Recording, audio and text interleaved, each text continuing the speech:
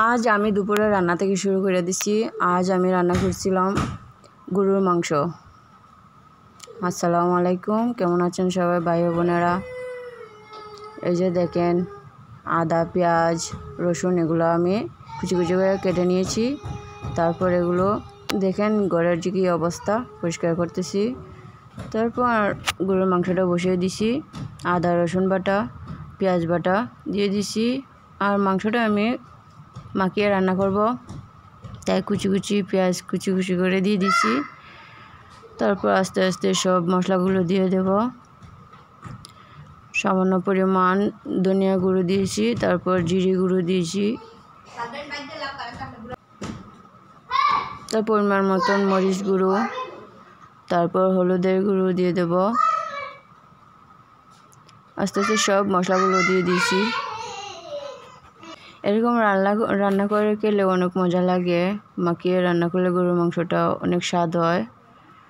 আস্তে আস্তে কষিয়ে তারপর সব কিছু অনেক ভালো লাগে খেতে।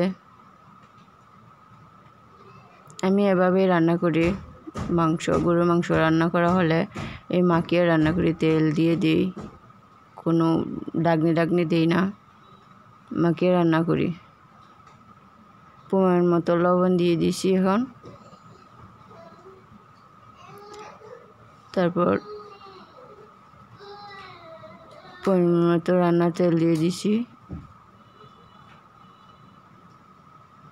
আস্তে আস্তে সব কিছু মশলা পেঁয়াজ সব একসাথে মাখিয়ে নিয়েছি। এভাবে বাচ্চারাও খেতে ভালোবাসে, এভাবে রান্না করলে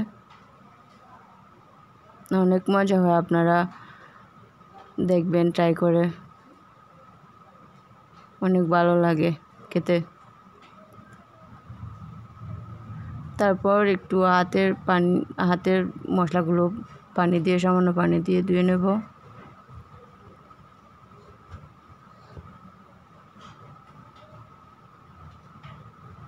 তারপর ঠিকঠাক করে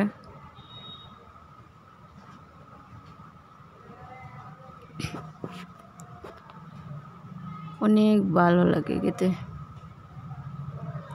কি দেব লং ভিডিও বুঝতে পারি না। তারপর একটু ভর্তা করে নিয়েছি, লাল ভর্তা, শীতল রসুন আর মরিচ দিয়ে। গরুর মাংসটা খেতে কিন্তু অসাধারণ হয়েছিল। সাথে ছিল ভর্তা, লাল ভর্তা, অনেক মজা হয়েছিল। তো এখানে আমার ভিডিওটা শেষ করছি। আল্লাহ হাফেজ। ভালো লাগলে শেয়ার করবেন।